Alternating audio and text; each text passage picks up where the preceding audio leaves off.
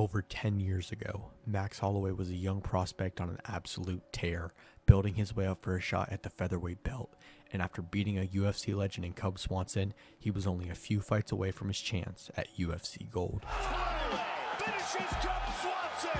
What a spectacular performance by this young man!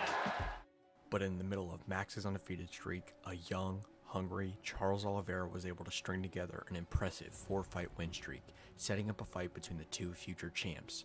But what was meant to be an exciting bout between arguably the best striker and jiu-jitsu practitioner in UFC history slowly turned to disappointment.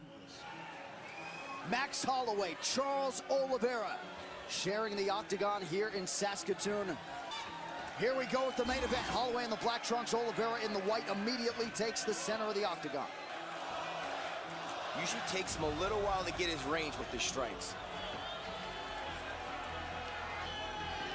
Just this gorgeous combination of violence, both on and setting up position, the submissions, even from the standing. He continues to target that body early. And Oliveira had another punch there, so something he's definitely been working on. And there you'll see, that's how confident in his ground game.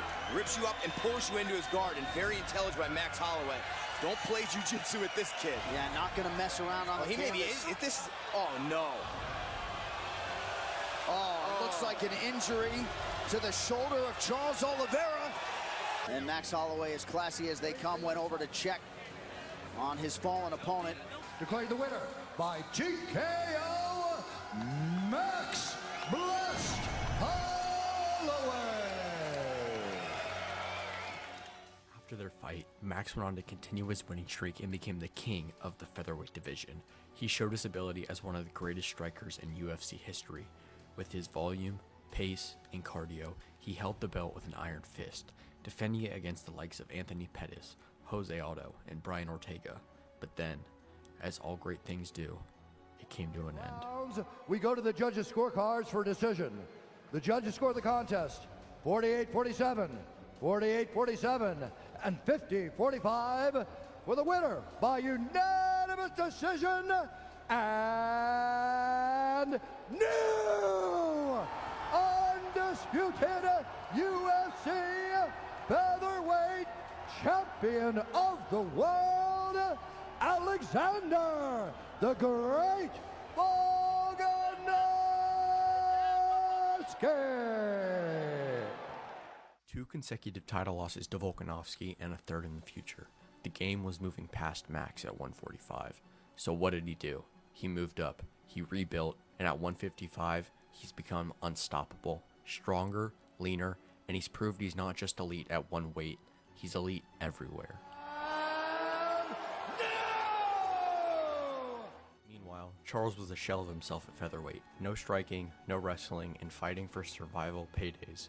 But he had something nobody could teach, his will. He studied jiu-jitsu obsessively, and after a less than ideal run at 145, he moved up to lightweight. After moving to 155, we truly began to see the greatness that had been in front of us for years that we had been unable to recognize. Charles Oliveira. Once he moved to lightweight, he was unstoppable, going on an 8-fight win streak and earning his chance to cement himself in UFC history forever.